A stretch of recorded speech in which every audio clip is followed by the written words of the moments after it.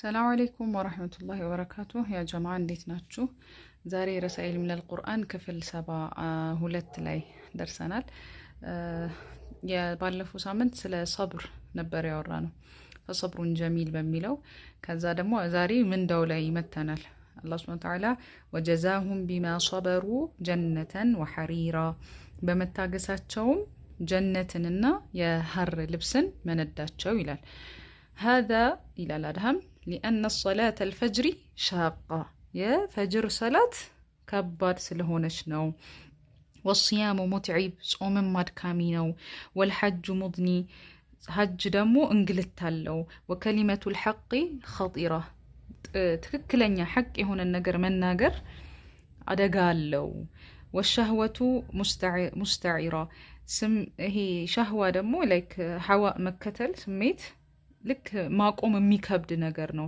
ወልማሉ ዓዚዝ፣ ብር ደግሞ የተከበረ ነገር ሆኖ እናገኘዋለን። ወልዒፈ፣ መጠበቅ ከተለያዩ ከወንጀል ይሆናል፣ ካለባበስ፣ አይንን መጠበቅ ምናምን።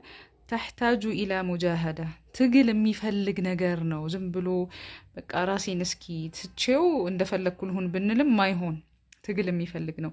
ወልአማነቱ አስዓቡ ሚነል ኽያና፣ ይሄ አማናን መጠበቅ ደግሞ ከመካድ ይከብዳል። መካድ ቀላል ነው። ኽያና ሰውን አረን ያላየሁም ምናምን ማለት ይከብዳል ከአማና። ወገዱ ልበሰሪ ቢኺላፊ ልሀዋ፣ አይንን መስበር ጥሩ ነገር በቃ ይሄ ሸህዋ ወይ በቃ ይሄ እንዴት ነው የአጅነቢ ምናምን አለ አደለ፣ ማየት መስበር ስሜትን መኻለፍ ነው አደለ፣ መቃረን ነው። ወነፍሱ አማረቱን ቢሱ፣ በዚህ ዙሪያ ደግሞ ነፍስ ሙሉ በመጥፎ ነገር የምትጎተኩት ናት።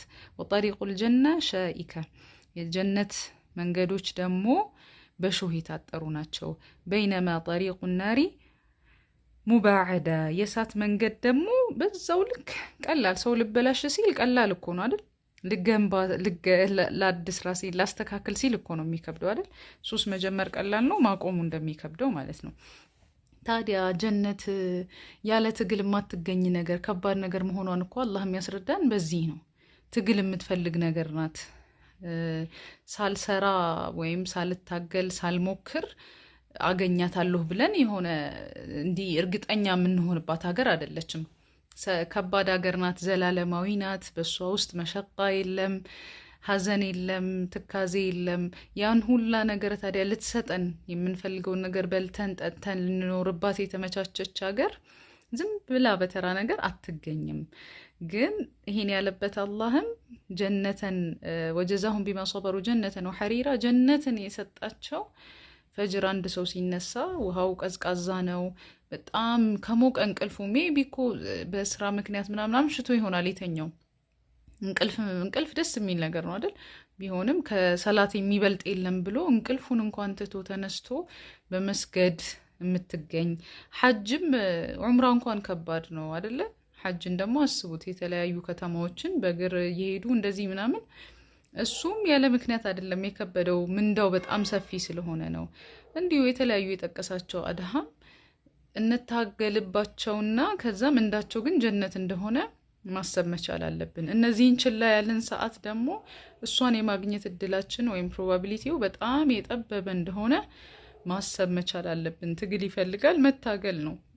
በቃ እንዳለው ነፍስ በመጥፎ ነገር ትጎተጉታለች፣ እረፊ ተይ እያለን አደቧን እያስያዝን በጥሩ ነገሮች ላይ ደግሞ እንድትጸና እየታገልናት። ያው ትንሽ መስመር ነው። አንዴ ፈጅርን እኮ የሆኑ ቀናቶች ለመልመድ ቢያስቸግረን ነው።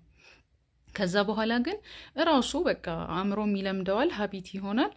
ተነስቶ መስገድ ያ ሰው ይለምዳል ማለት ነው። በተመሳሳይ ሌሎች ነገሮችም ገዱል በሰር ለምሳሌ እንደመጣልን ቪዲዮ ምናምን አለማየት በቃ እስክትለምድ ነው። ገብቷችኋል አይደል? እረፊ ደግሞ እዛ ውስጥ ያለው የደስ የሚል ስሜት እኮ የተለየ ነው አይደል? ሐራም ነገርን አላይም ብሎ ገዱል በሰር ከቪዲዮም በአካልም እንደዚህ ከሚያልፉ ሰዎች ምናምን እኔን የሚመጥን ነገር አይደለም ብሎ አይንን መስበር ያለው ማጅር በዛው ልክ ነው። አምርም ነው በነገራችን ላይ አይደለ? ሱረቱን ኑር ላይ ይላል እኮ አላህ አይደል? ትዕዛዝም ነው።